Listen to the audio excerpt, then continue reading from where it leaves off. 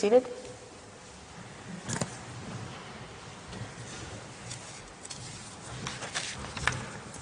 Sitting is open.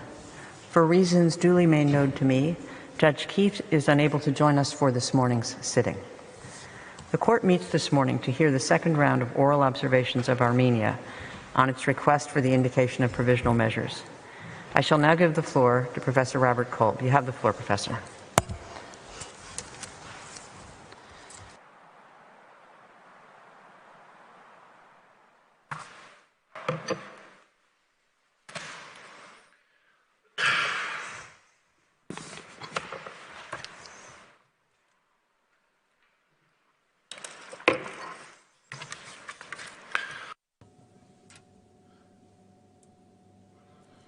Madam President, distinguished members of the court, it's a pleasure for me to be able to tell you that once again we will be able to be brief and focused. I will stick to responding to those aspects which disturb my opponent. It doesn't really seem necessary to revisit other points because from now on they are clearly accepted. They are givens. The main argument on which Azerbaijan relies consists in asserting that negotiation wasn't doomed to failure, that Armenia brutally interrupted these negotiations with the thought in mind to beat a premature part of the court. I have to say that my opponent didn't put much oomph in his presentation on this point, possibly because Azerbaijan is getting ready to argue the opposite in but a few days, when the mirror case they filed will be heard. You'll see. In but a few days, the failure of negotiations will be there, just as I say it is. I shall not revisit all the factual elements that I touched upon yesterday. They established that the parties didn't manage to agree. They didn't manage to agree because their relations were, no surprise here, very bad relations. With this background, the reciprocal proposals fell on stony ground.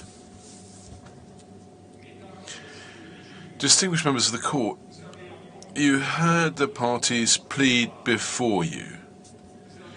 You heard the discord and acrimony shimmer and pulsate.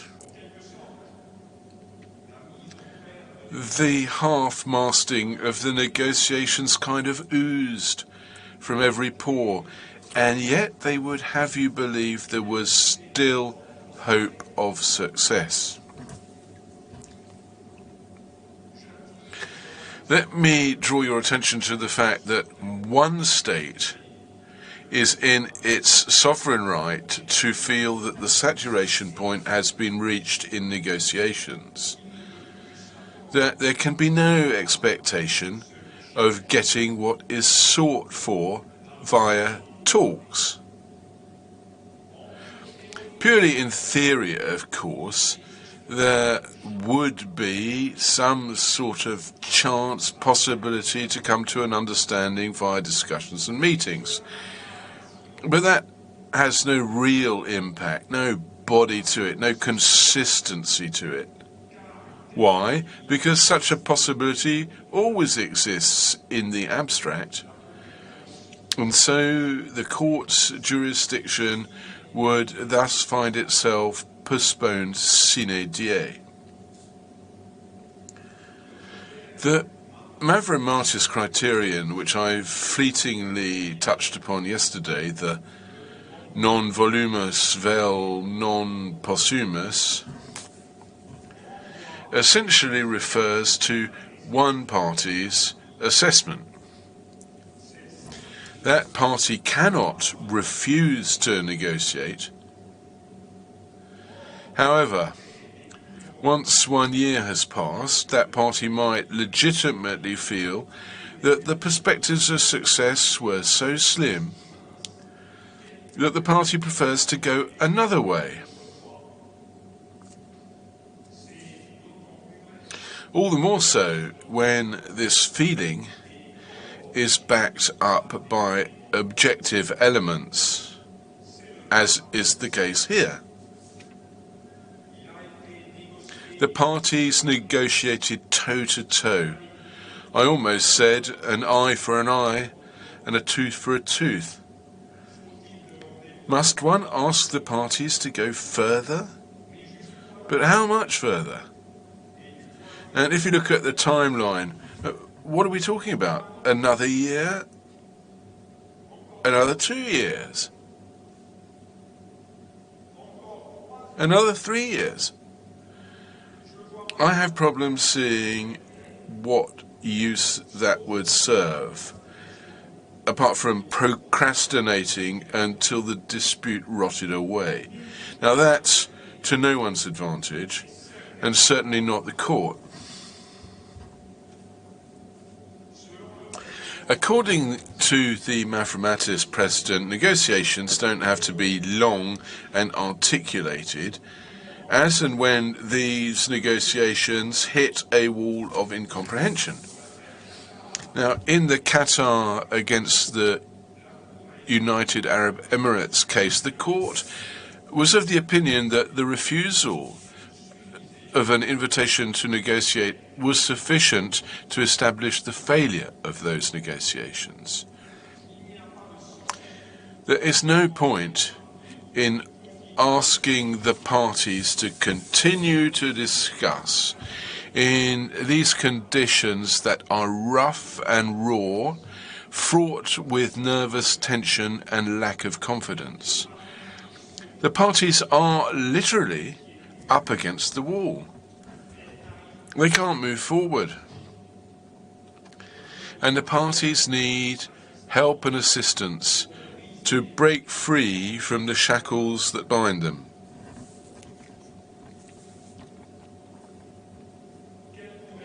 So what kind of weight could be given to the mere assertion that the failure of negotiations is unproven? This finding would send the parties back into the uncharted territory where they'd already lost their way. Doubtless the court would not wish to remain indifferent, confronted by the risk of such paralysis with its concomitant disastrous developments. The responsibility of your court as principal judicial organ of the United Nations is to help de-escalate this serious dispute.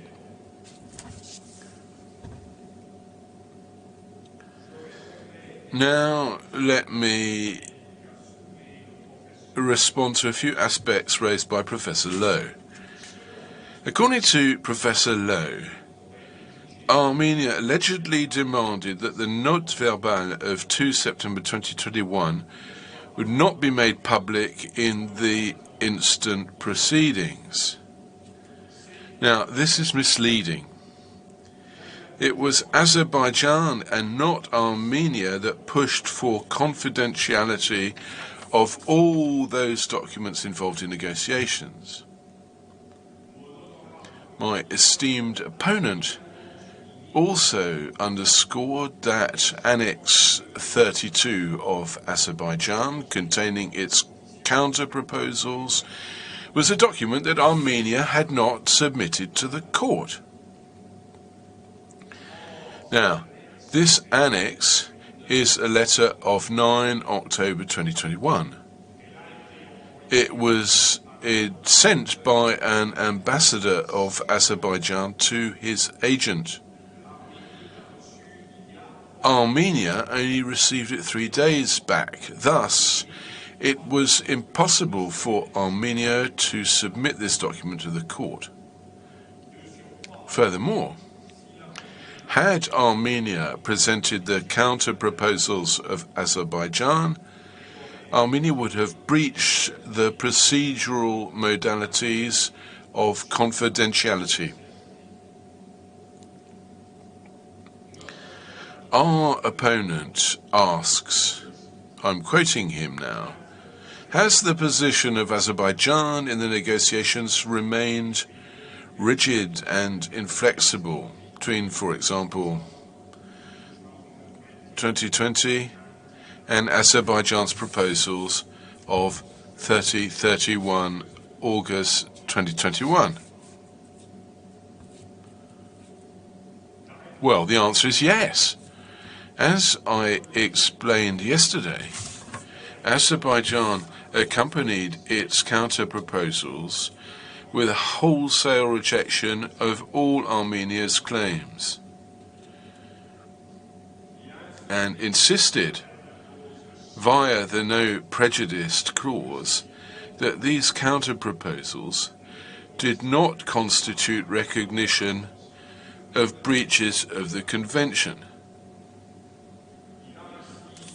This rendered impossible the settlement of the dispute.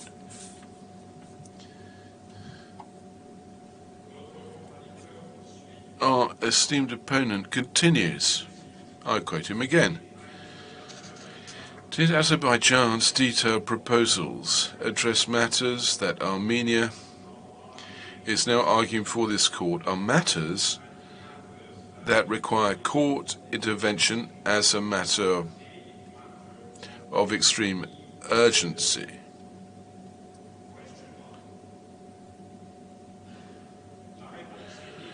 The response is no here. Azerbaijan refused to recognize any breach of the convention. So, whilst Azerbaijan effusively claimed to be negotiating in good faith, at the same time, it was spouting hate speech, torturing prisoners of war, and destroying the cultural heritage of Armenia.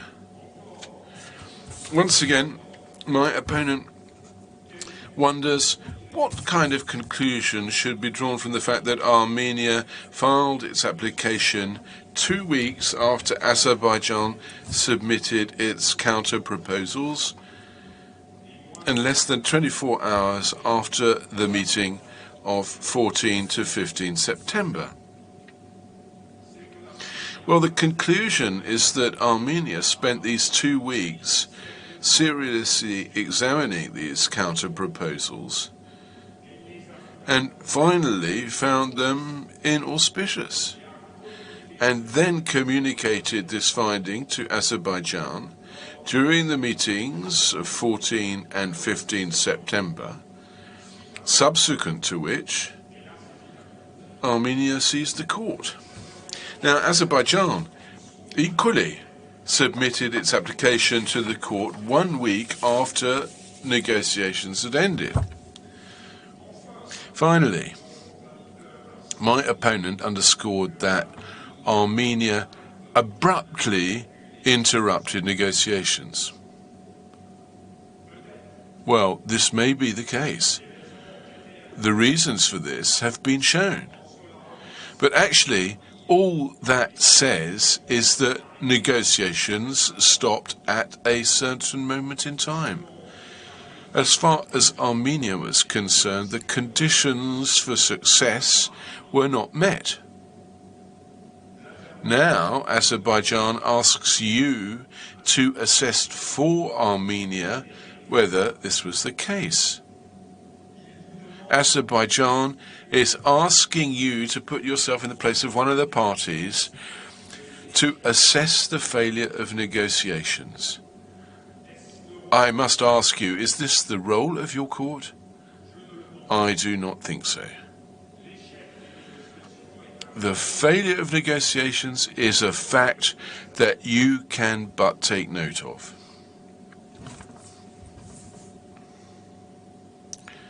So these reflections bring my presentation to an end. I'd like to thank you for your kind and courteous attention, and I would ask you, Madam President, to call Mr. Salonidis to the bar. Professor Culper's statement, and I now invite the next speaker, Mr. Konstantinos Salonidis, to take the floor.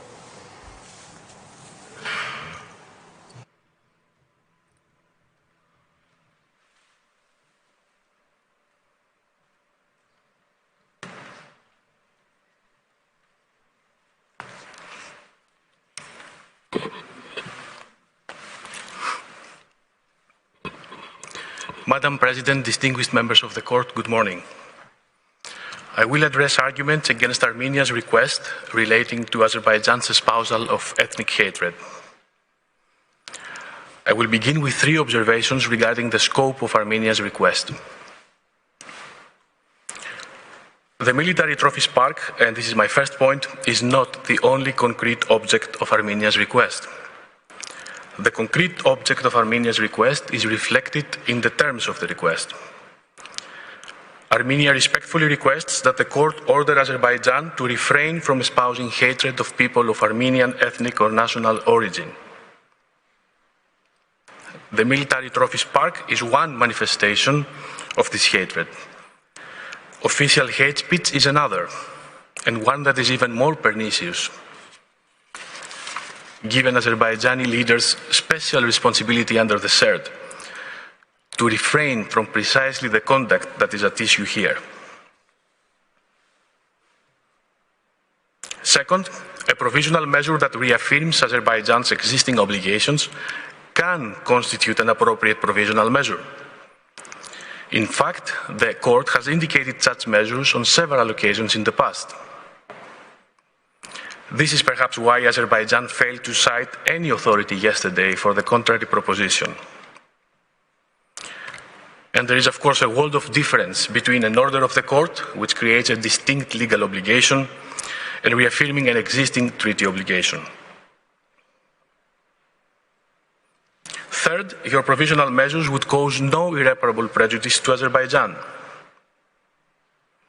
Whether there is an element of proportionality informing the exercise of your jurisdiction under Article 41 of the statute is an interesting question, but it does not arise here.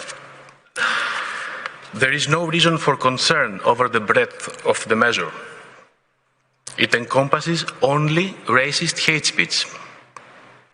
As long as Azerbaijan refrains from employing racist, dehumanizing rhetoric, such as dogs, leeches, virus, and the like, it can critique the Armenian government as much as it wants.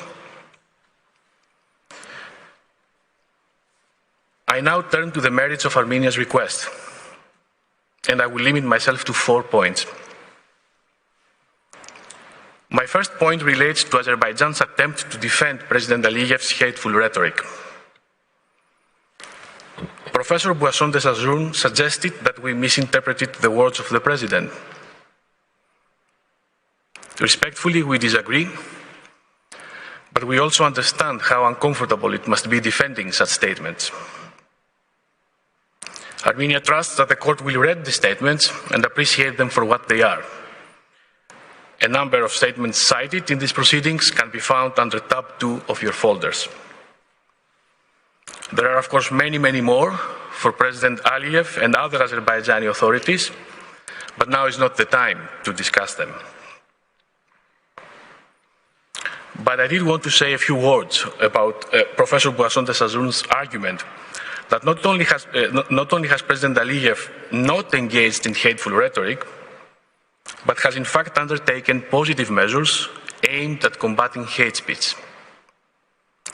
By that, she means President Aliyev's ex post facto clarification that his use of the word dogs sought to characterize not the Armenian people, but solely its leaders during wartime.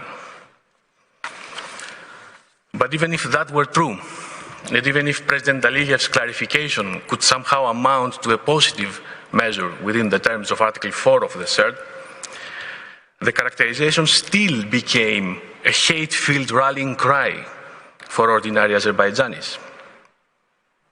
More generally, the CERD Committee and numerous other independent organizations have all made perfectly clear just how prolific hate speech in public discourse in Azerbaijan is. How else could the ethnic cleansing stamp yesterday on your screens and the hate park even came to be in the first place? And it is equally shocking that Azerbaijan thought it appropriate to seek the registration of that stamp with the Universal Postal Union and to publicize and promote the park as it did. In such circumstances, to focus on what President Aliyev did or did not mean on one particular occasion misses the broader point. My second point relates to the purpose of the military trophies park. Professor Boisson de Sazoun argued yesterday that the park was built to commemorate the lives lost in the long conflict between Armenia and Azerbaijan. If that was the purpose, it is not stated in President Aliyev's speech at the inauguration of the park.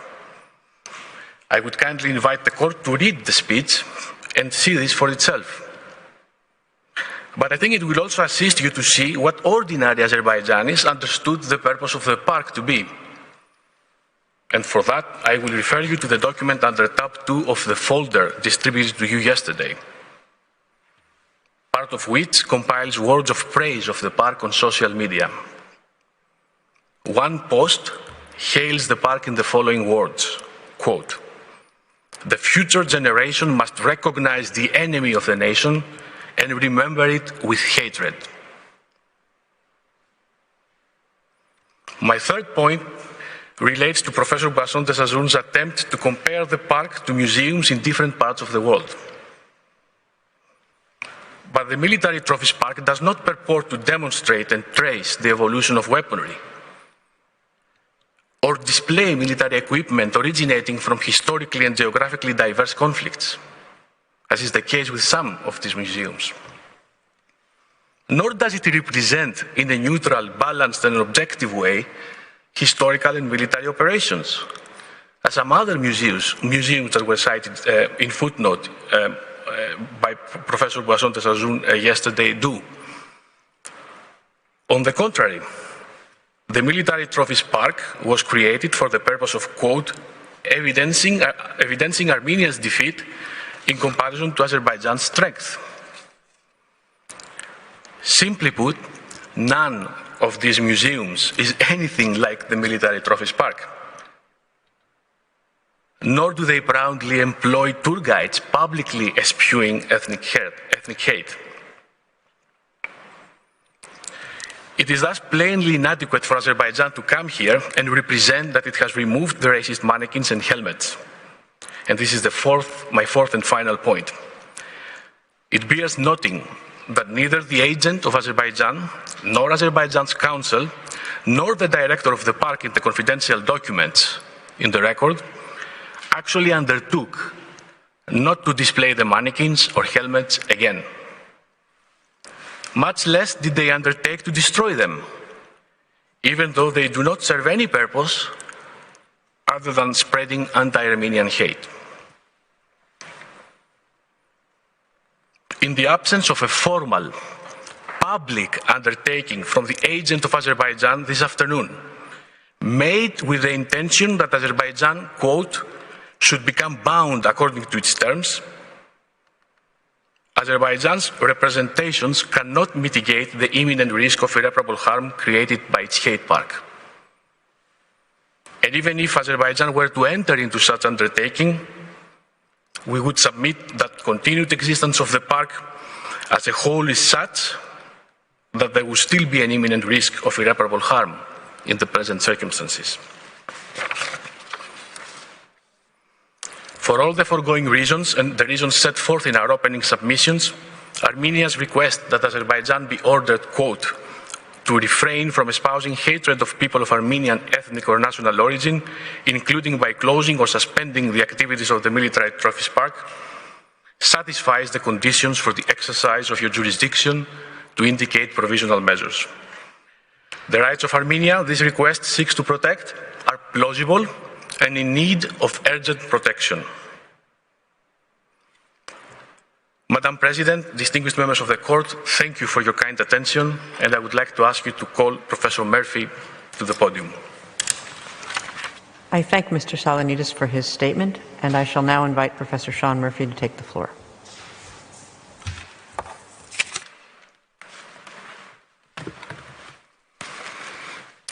Thank you, Madam President. I will be replying to Azerbaijan's arguments from yesterday with respect to the prisoners of war and the civilian detainees of Armenian ethnic origin. In speaking of the 42 POWs yesterday, Lord Goldsmith rather cryptically said, even if they were POWs, while at the same time never directly arguing that they are not POWs. He and other counsel for Azerbaijan, however, consistently referred to the POWs simply as detainees, suggesting a view that these individuals are not protected under the Third Geneva Convention. I feel compelled to address the status of these individuals, as the issue is quite important. The initial 2 POWs indicated on the list that we have provided to the court were Armenian soldiers captured in October 2020. Thus, they were captured prior to the entry into force of the trilateral statement on 10 November. There is no basis to regard them as anything other than POWs. The next 38 Armenian soldiers on the list were captured 1 month later, on 13 December. To the extent that Azerbaijan believes that they are not POWs, I note that the ceasefire brought about by the trilateral statement is not a final peace agreement ending the armed conflict. A ceasefire simply suspends military operations between the belligerent parties, bringing about a suspension but not a definitive termination of hostilities and a restoration of peace. In principle, the ceasefire is then followed by a definitive peace agreement, and until that happens, international humanitarian law, including protections for POWs and civilians, remains fully applicable.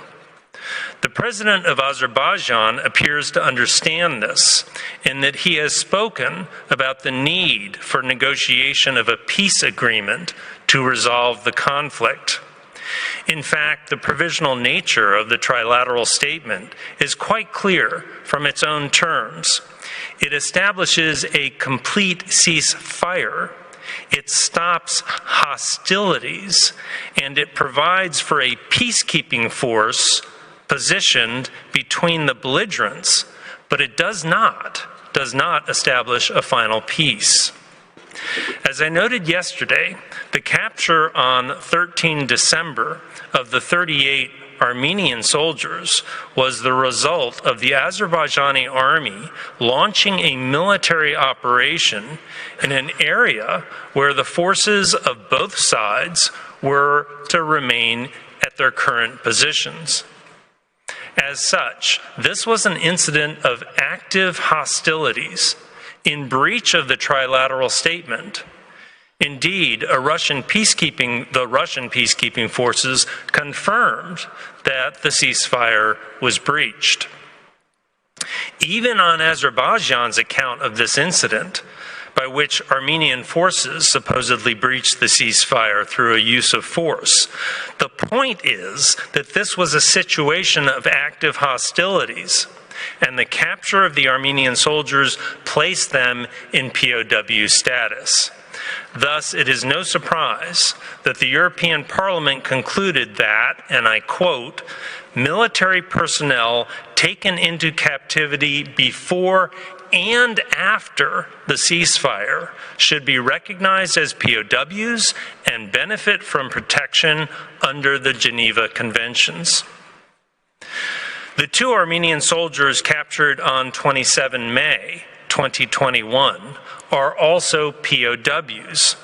This incident was an armed confrontation along the border between belligerent parties. Even on Azerbaijan's own account, these were Armenian soldiers who tried to mine the supply routes leading to the positions of the Azerbaijani army on the border, and they were then surrounded, neutralized, and detained. Moreover, after their capture, Azerbaijan said that these prisoners were treated in accordance with the rules of international humanitarian law and were informed to the ICRC. It simply is not credible to now claim that they are not POWs. The same basic reasoning holds true for the three protected civilians who were taken into custody on 10 and 11 November 2020, right at the time that this trilateral statement was taking effect. It is likewise not credible to claim that, given the turmoil of that time, such persons were not protected by the Fourth Geneva Convention. Madam President, I now turn to the primary argument deployed by Lord Goldsmith, which is that even if the detainees were POWs, Article 119, paragraph 5 of the Third Geneva Convention is clear in allowing Azerbaijan to prosecute the POWs for crimes. I agree with Lord Goldsmith that Article 119, paragraph 5 is clear, but I do wonder, with respect, whether he has actually read the provision.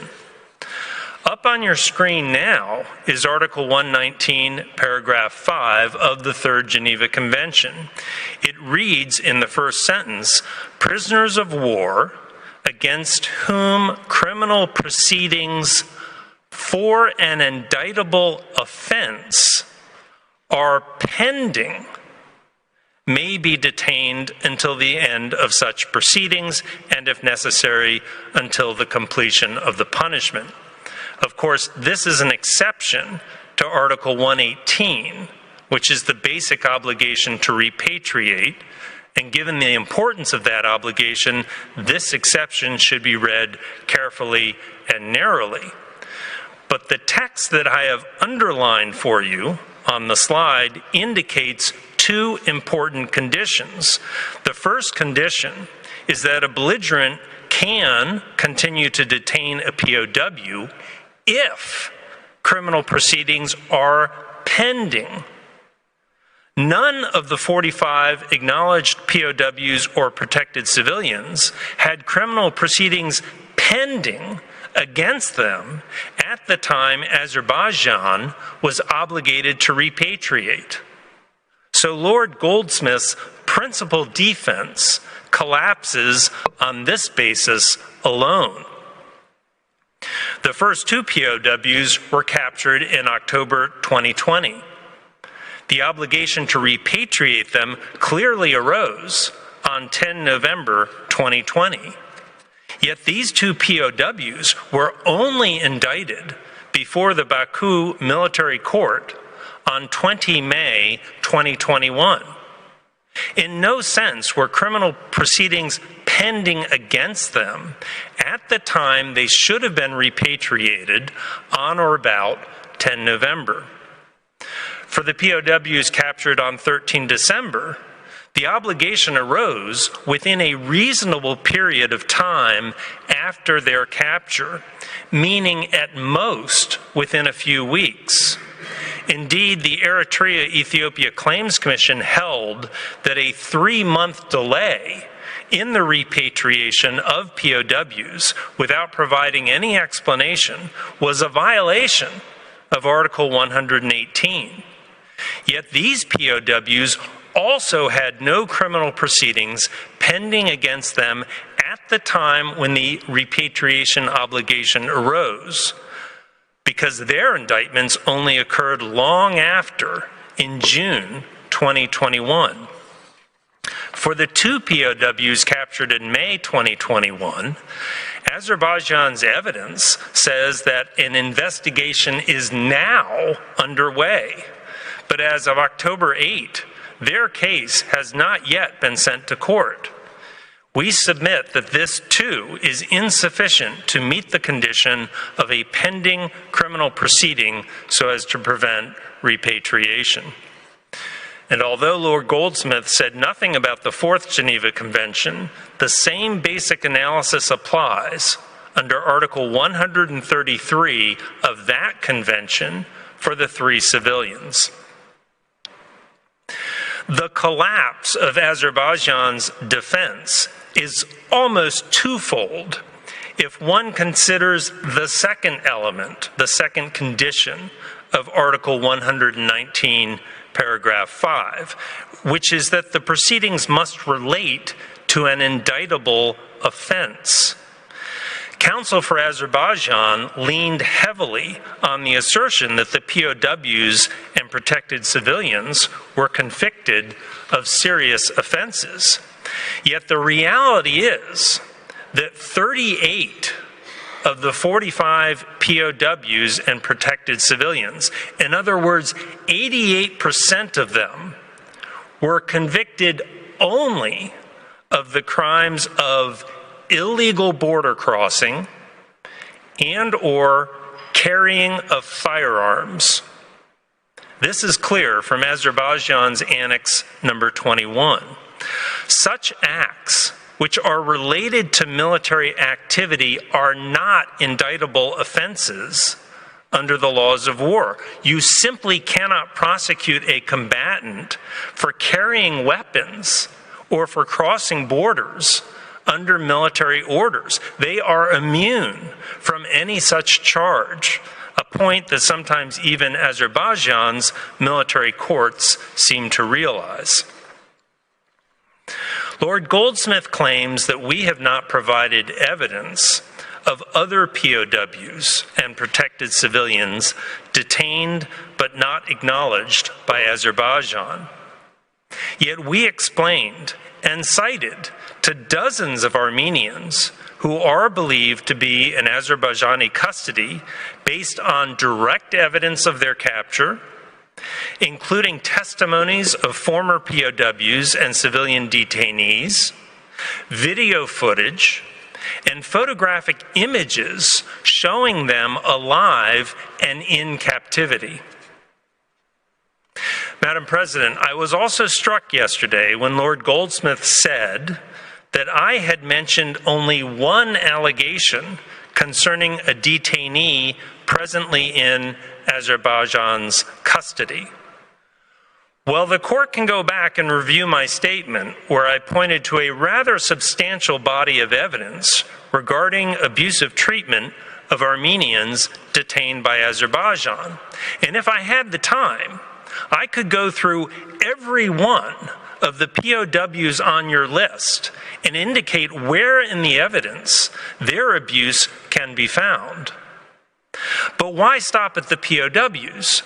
Perhaps Lord Goldsmith needs me to describe the video you will find at Annex 70, where Azerbaijani soldiers are hitting a civilian, Gevorg Sejian, on the head as he kneels on the ground before them. And I hope that Lord Goldsmith is not saying that the evidence of executions of Armenian soldiers do not count for much because those individuals are no longer in detention. The fact is that both POWs and civilians in Azerbaijan's custody, some of whom were visited by the ICRC, have died in detention. In any event, I direct the court's attention to the following sources that clearly document such abuse. First, the Parliamentary Assembly of the Council of Europe tasked a rapporteur to investigate such abuses. His investigation resulted in the Parliamentary Assembly expressing concern about, quote, worrying allegations and evidence of a substantial number of consistent allegations of inhuman and degrading treatment and torture of Armenian prisoners of war by Azerbaijanis. Second, Human Rights Watch, in its reports, expressed deep concern about the treatment of Armenian POWs, finding that Azerbaijan, and I quote, subjected them to cruel and degrading treatment and torture, either when they were captured, during their transfer, or while in custody at various detention facilities. Third, the non-governmental organization International Partnership for Human Rights and Truth Hounds completed an in-depth report documenting ill treatment, violence, and abuse of the Armenian POWs. Fourth, the non-governmental organization, the Center for Truth and Justice, interviewed numerous former detainees and concluded that, I quote, the interviewees were consistently subjected to beatings, humiliation, solitary confinement, improper hygiene, lack of medical care, and psychological torture. Fifth, the court will wish to consult the reports prepared by the human rights defender of the Republic of Armenia, which interviewed dozens of repatriated captives and concluded that every POW interviewed experienced abuse and torture. After reviewing information such as this, the European Parliament expressed this past May, and I quote, grave concern about credible reports according to which Armenian prisoners of war and other captive persons have been and are being held in degrading conditions, and that they have been subjected to inhuman treatment and torture when captured and during their detention. None of this is entirely surprising, given that, notwithstanding the existence of its human rights ombudsman, Azerbaijan has previously been found to have a track record of torturing prisoners and, in some instances, denying ICRC access to them. Madam President, the evidence of this abuse is directly relevant to why repatriation is urgent. We have 45 individuals who are being denied a right of repatriation to which they are entitled under international humanitarian law. And if that right continues to be denied to them while this court works its way through the merits of the case, this abusive treatment, and possibly even death, will be the consequence. Sadly, history demonstrates that ICRC visits alone do not prevent such abuse. Now, Azerbaijan says it will be irreparably harmed by not being able to keep these persons in a very vulnerable situation. But the irreparable harm of leaving them in detention is vastly greater. Indeed, on Azerbaijan's reasoning, a court could never order the release of a detainee as an interim measure, as it would irreparably prejudice a detaining state that was seeking to pursue criminal measures.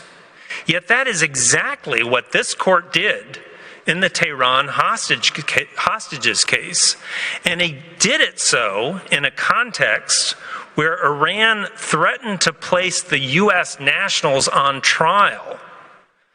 The United States asked the court for an interim measure stopping such action, and the court, in fact, ordered Iran to accord immunity to the U.S. nationals from any form of criminal jurisdiction. The failure to abide by this undeniable obligation to repatriate and this abusive treatment is the inescapable result of a government practice and policy that views Armenians as subhuman. You cannot read the documentary evidence. You cannot watch the abusive treatment and executions on the videos, all of which is accompanied by hateful words and slurs against Armenians, some of which I read out for you yesterday, and not reach a conclusion that this has everything to do with ethnic discrimination. This is not an assumption. These are facts. Lord Goldsmith mentioned yesterday that Azerbaijan has opened investigations in cases where there have been credible allegations, individual allegations of mistreatment, which continue today, meaning investigations into Azerbaijani soldiers. As time is short, I will just note that Azerbaijan's conduct in this regard essentially confirms its ethnic discrimination. Consider the following contrast. Azerbaijan was capable of charging, prosecuting, convicting, and sentencing 45 Armenian POWs and civilians over the course of this past year without any difficulty, sentencing some to prison for 20 years, and after which I note apparently not having any appeals of those convictions and sentences. Yet in this same time frame, Azerbaijan has not been able to convict any Azerbaijani soldiers for any inhumane acts, including killing, torturing, or beating Armenian soldiers or civilians, even when those acts were caught on video. If you review Azerbaijan's Annex 20, which Council yesterday proudly pointed to as showing how Azerbaijan polices its own, what do you find? A total of 6 cases, all of which are supposedly still under investigation or review, and nothing more. And Lord Goldsmith was anxious to report to the court that the video I described to you yesterday was being investigated by Azerbaijan.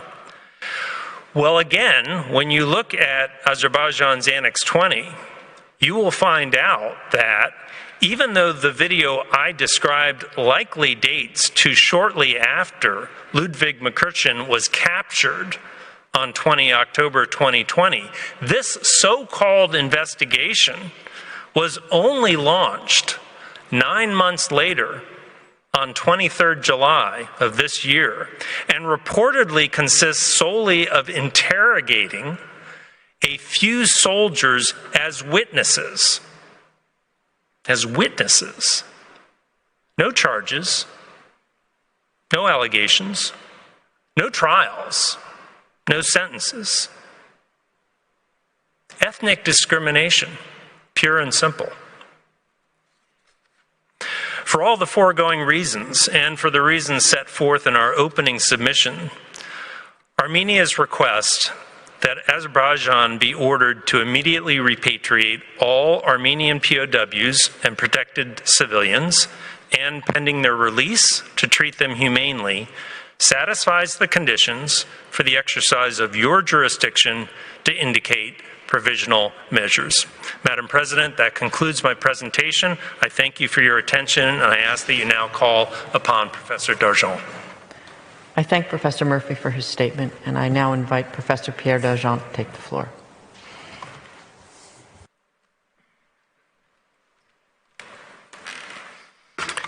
Merci, Madame Thank you, Madam President. Madam President, distinguished members of the court, task of this morning is facilitated by the fact that you have noted Madame Armifar not once challenged the reality of the destructions, profanations, or cultural alterations that I mentioned yesterday morning. You heard nothing about the churches, the cemetery, the kashkars, nor about the memorial in Sushi dedicated to the Armenian genocide. But Madame Armifar did not contest the five most worrisome contextual elements that I presented, and which together establish the imminent risk of irreparable damage, justifying the indication of provisional measures. Mrs. Armifar talked of context, but according to her, context to be taken into consideration would be the war of 1991 to 1994, before the convention was binding upon the parties. On that occasion, Mrs. Armifar relied upon paragraph 18.1 of the resolution of the Parliamentary Assembly of the Council of Europe, adopted on the 27th of September last. Unfortunately, she made a reference to paragraphs 18.2 to 18.6 that cover in all the points, these paragraphs are on screen, cover in all points the presentation I made yesterday. I didn't have time to read these paragraphs today, but you'll find the resolution in your file under tab 3. All of the Armenian parliamentarians voted for that resolution, whereas all of the Azerbaijani parliamentarians voted against. Ms. Armifar took the restoration of the Armenian church in Baku as an example of Azerbaijan's attachment to the Armenian cultural heritage, indicating that the church had been damaged in 1990, and she said that this former place of worship now hosted more than 5,000 Armenian manuscripts. May I recall that the church in Baku was set fire to on Christmas Day 1989 and was abandoned in that state following the pogroms of January 1990, before it was transformed into a presidential library in 2006, a use that the Azerbaijani Minister of Culture of the time had justified by the fact that there were not many Armenians in Baku any longer. On that last point, it is indeed difficult to say the minister is wrong. And it is indeed because Azerbaijan in the past transformed the church into a library after having caused the Armenian inhabitants to flee from the city, that today we find ourselves before you, because history, the highly charged and painful history of the Caucasus, has an unfortunate tendency to repeat itself since Azerbaijan is putting this example forward. It seems to me that the fears of Armenia are all the more justified. Mrs. Armifar has argued that you should reject our request with a view to protecting access to Armenian cultural heritage, because according to her, if that heritage is not accessible, it's because Armenia has set mines in Nagorno-Karabakh. In other words, Armenia has to blame itself, as it were. Mr. Donovan took up this argument by suggesting that to accept Armenia's request would create an irreparable risk for Azerbaijan by exposing lives to mortal danger. If one really has to respond to such argument, suffice it to recall that Azerbaijan allows foreigners to visit Shushi Cathedral, whilst not allowing entry to the Armenian faithful. Mrs. Armifar said that the cultural Armenian heritage would be sheltered from any risk, safe from any imminent irreparable prejudice, because the Azerbaijani authorities would have taken undertakings pursuant to their domestic law, which in itself does not constitute to guarantee the respect of international obligations. Described this domestic law and indicated that 3 places of worship described in my pleadings yesterday were indeed listed in the Heritage Registry, though recalling that Azerbaijan designated them under names other than their Armenian names. She also pointed out that a criminal investigation was commenced concerning 2 Azerbaijani soldiers who had desecrated Armenian tombs. According to the defendant, there's no risk of reiteration of destructions that took place because they would take place in a context of hostilities that has fundamentally changed. Furthermore, Armenia did not establish that destructions are ongoing. Apart from the bombing of Shushi Cathedral, the destructions which I reported yesterday all took place after the end of the hostilities, often months after the ending of the hostilities. To rely upon wartime is therefore inappropriate. Furthermore, no one really knows what is going on today in the territories controlled by Azerbaijan, whereas the eventual lack of destruction now, as I speak, is also without pertinence. Of course, if violations are ongoing, provisional measures are all the more required, but they can be indicated in the absence of ongoing violation, as from the moment when a disputed right on the merits is exposed to genuine imminent risk of irreparable prejudice. The imminence of such a risk, in other words, the emergency, the urgency, is established according to your case law, and I quote, as soon as acts susceptible of causing irreparable prejudice can occur at any moment before the court makes a final decision on the case. Can one seriously claim that no element of the rich and centuries-old Armenian cultural heritage in Nagorno-Karabakh is not exposed to any risk of destruction, either total or partial, between now and the end of the present case, when we know what Azerbaijan did to it in Nakhichevan and Nagorno-Karabakh? Can we seriously consider that historical revisionism of President Aliyev elevated to state doctrine augurs well in that sense? This revisionism was at work before you yesterday, Mrs. Amifar twice mentioning alleged Armenian heritage sites. Is it enough that two Azerbaijani soldiers be prosecuted but not yet judged in order to be sure that Azerbaijan itself will not proceed to fresh destructions as it is wont to do? Distinguished members of the court, why does Azerbaijan oppose itself to this extent to a request that in no way would trample its freedom of action if, as it states already, it looks after the Armenian cultural heritage? This fierce resistance to the exercising of your power in a context of particularly tense relations indeed adds to the well-grounded fear of Armenia and the need for you to exercise your power. Do we need to, is it necessary that a provisional measure be breached in order to justify a posteriori that it was ordered? Azerbaijan accused Armenia of placing SERD on its head, but in reality it's the defendant that diverts the very meaning of provisional measures without challenging the reality of facts reported yesterday morning.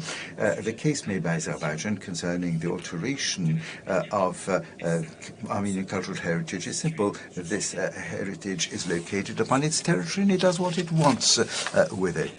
The convention can in no way limit its powers so long as the efforts of restoration do not prevent Armenians from practicing their religion. In other words, as in Baku, Azerbaijan can transform Shushi Cathedral into a library by changing its aspect deeply, and its destination, provided there be a small spot somewhere in town to celebrate Armenian worship, and no discriminatory practice could thus be denounced. But if Azerbaijan so much wants to preserve Armenian heritage and respecting it, why does it not consult the representatives of the Armenian Apostolic Church?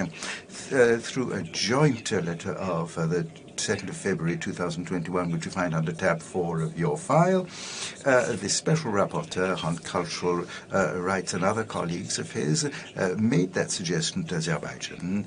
Although impressed with the hallmark of common sense, the suggestion remained a dead letter. Instead of so-called consulting experts from which you learned nothing more yesterday, why did not Azerbaijan consult the first concerned? The answer is obvious, because they are Armenians. Mrs. Amifar suggested that to pronounce oneself on questions of architectural restoration would be beyond your competency, because these are highly technical questions driven by complex historical, sociological, and ethnographic factors. Can Azerbaijan explain in how ethnographic factors have to enter into account when one restores buildings. It seems to me, distinguished members of the court, that the other side has admitted motivations that are rejected by the convention. And finally, Azerbaijan claimed that if UNESCO had not yet undertaken a mission in the territories that it controls, this was the fault of Armenia. In reality, as the Azerbaijani Minister of Culture indicated on the 22nd of September 2021 before the Council for Human Rights, Azerbaijan is prepared to welcome UNESCO, provided that the organization, and I quote, assesses the damage to the cultural property in the territory of the Republic of Azerbaijan affected by military occupation of the Republic of Armenia. This does not let one think that Azerbaijan is very worried and equally concerned about the Armenian heritage. Madam President, distinguished members of the court, I stop now. I thank you for your kind attention, and I fully trust your wisdom and your discernment. May I ask you, Madam President, to invite Dr. Ter-Petrosian, agent for the Republic of Armenia, to present the final submissions of his country. I thank Professor Dojan for his statement, and I now invite the agent of Armenia, His Excellency Mr. Uğiğ Ter-Petrosian, to take the floor. You have the floor, Your Excellency.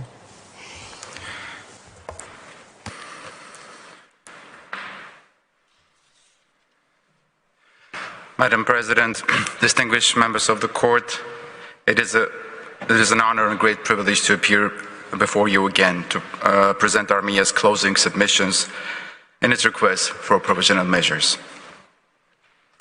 As our Council's oral submissions made clear, Armenia's requests are precisely tailored to stay within the four corners of the CERD. They are straightforward and compelling.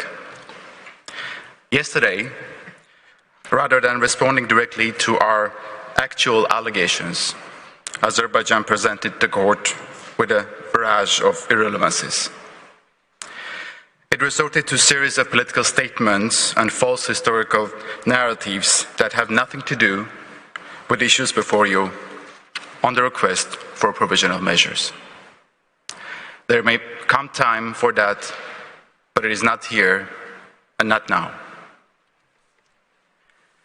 Azerbaijan also suggested that the recent war was the only motivation for our application and request for provisional measures. While the war saw numerous flagrant manifestations of racial discrimination by Azerbaijan against Armenians, it is by no means the only reason for Armenia's application and request for provisional measures. Rather, in its application, Armenia presents a plethora of evidence on decades-long and systematic violations of the CERD. Armenia has also presented convincing evidence of a pattern and practice of ongoing discriminatory conduct by Azerbaijan that poses an urgent threat of irreparable harm. If left unaddressed, it must certainly lead to further violations of the CERD. Madam President, distinguished members of the court, before turning to our submissions, I wish to thank you and the court for accommodating the Armenian delegation here at the Peace Palace, and for everything else you've done to ensure the smooth conduct of the hearings. I wish also to thank the registry and its staff, not to mention the interpreters, for their invaluable contributions as well. I shall now read Armenia's closing submissions.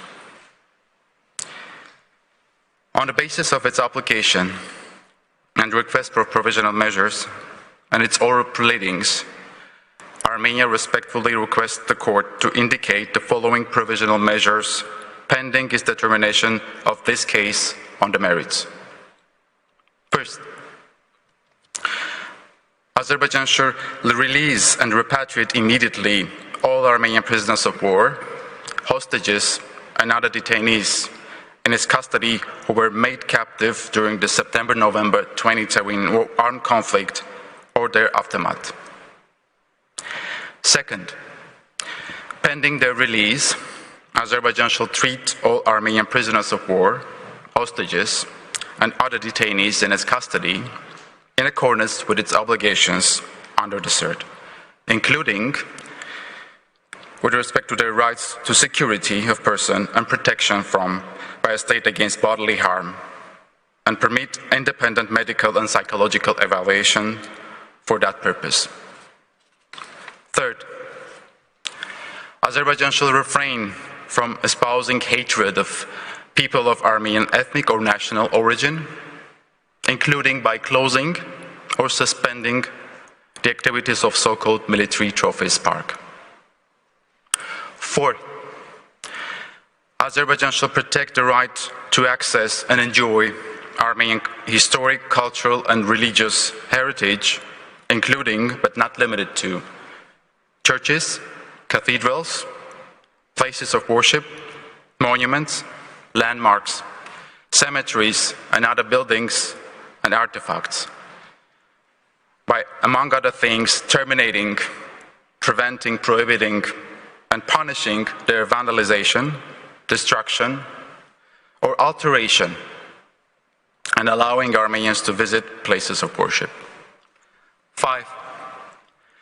Azerbaijan shall facilitate and refrain from placing any impediment on efforts to protect and preserve Armenian historic, cultural, and religious heritage, including, but not limited to, churches, cathedrals, places of worship, monuments, landmarks, cemeteries, and other buildings and artifacts relevant to the exercise of rights under the CERT. 6. Azerbaijan shall take effective measures to prevent the destruction and ensure the preservation of evidence related to allegations of acts within the scope of the CERT. 7. Azerbaijan shall not take any action and shall assure that no action is taken which may aggravate or extend the existing dispute that is the subject of the application or render it more difficult to resolve. And finally, Azerbaijan shall provide a report to the court on all measures taken to give effect to its order indicating provisional measures no later than 3 months from its issuance and shall report thereafter to the court every 6 months. Madam President, distinguished members of the court, this concludes Armenia's presentation on its request for provisional measures. I thank the agent of Armenia, whose statement brings to an end the second round of oral argument of Armenia, as well as this morning's sitting. The court will meet again this afternoon at 5 p.m.